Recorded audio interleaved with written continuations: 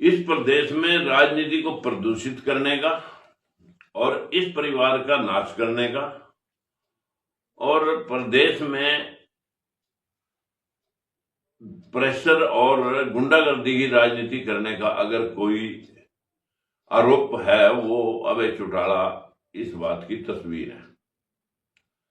क्योंकि इस प्रदेश की राजनीति का भाईचारा तो खंडित तभी से होना शुरू हो गया था जब महम में इन लोगों को बड़ी मुश्किल से बामशक्कत किसी की वर्दी पहन करके ये बाहर निकले थे और इसने कांड कराया था जो इसका भतीजा भी कह रहा है।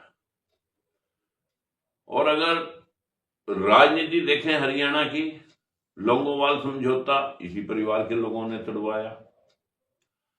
इस प्रदेश के अंदर जब बैकवर्ड क्लासेस की रिजर्वेशन का मामला उठा था, वीपी सिंह ने 1990 में जब 7 अगस्त 1990 को जो है ना मंडल आयोग की सिफारिशों को लागू करने का आदेश पारित किया था, तो हमारे ही लोगों को बहका करके अरे रिजर्वेशन का मतलब ऐसी समाज, इनको और कुछ दिया जा रहा है। हमारे लोगों को बहका करके बैकवर्ड रिजर्वेशन के विरोध में पूरे हरियाणा के अंदर जो आगजनी करवाई थी वो इसी परिवार की देना। 150 बसें सोनीपत के डिपो में दहन कर दी गई थी और इस परिवार के सर पे हमने बंसीलाल के पर से पगड़ी उठा करके इसके परिवार पर लगाई थी, रखी थी ओम प्रकाश चौटाला पर। ओम प्रकाश चौटाला ने राजकुमार सैनी को अंदर बंद करने के लिए अपने सारे दाव जितने थे वो चल दिए और भ्रष्टाचार के आरोप इस परिवार पर परिवार अंदर रह कार्य, मतलब ये भी नहीं कि भी माफी हो गया हो, कहीं परिवार पे भ्रष्टाचार की, अवैध संपत्तियों की, अवैध कब्जों की भरमार इसकी अभय चौटाला की वजह से इस परिवार पर लगते रहे हैं हमेशा से। किसी की गाड़ी छीन, किसी का कुछ कर, अगर जनता ने किसी को डोनेशन दे दिया गाड़ी में, वो हेतराम था, उसकी कार को तुरंत मौके पर छीन ले गए। ऐसी व्यवस्था इस प्रदेश के अंदर गुंडागर्दी की अगर कोई स्थापित करने वाला है, वो इस देवीलाल को तो लोग मानते हैं कि भाई किसान नेता, लेकिन अगर पानी से महरूम आज मतलब हरियाणा है तो वो लौंगोवाल समझौते को तोड़ने वालों की वजह से है। लेकिन अगर भ्रष्टाचार, जातिवाद की गुंडागर्दी करने वाला और गुंडागर्दी को करके लोगों को प्रेशराइज करने वाला एक हमारे को मिला था, एक हौलदार था, मेरा नाम नहीं ध्यान आ रहा, उसको घर में बुला करके वो कह रहा, वीडियो भी उसने डाल ली कि मेरे 39 जूते मारे थे। जो इस प्रकार की व्यवस्था स्थापित, ये सोच रहे हैं हमारे को लोग जो है ना सम्मान नवाज करके हरियाणा की मुख्यमंत्री कुर्सी पर बिठाएंगे। लोगों को किसी को डम्मी बताता है, किसी को कुछ बताता है। यही एक शेर है कि जो मतलब जो है हरियाणा की गुंडागर्दी के माध्यम से प्रदेश को चला सकता है। रही बीजेपी के इस्तेमाल करने की,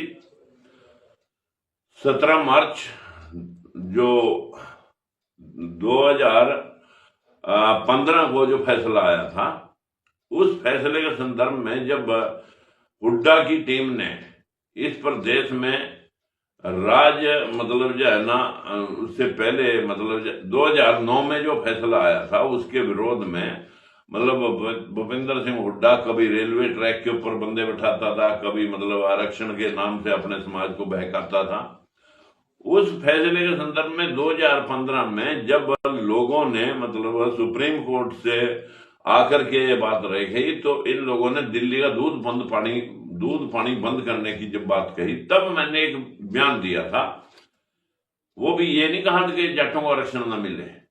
मेरे हाथ में अभी तक वो कागज हैं और मैं उनको साथ रखता हूं हमेशा। 100% आरक्षण होना जरूरी है अब इस देश में, क्योंकि भेदभाव इतना बढ़ चुका है।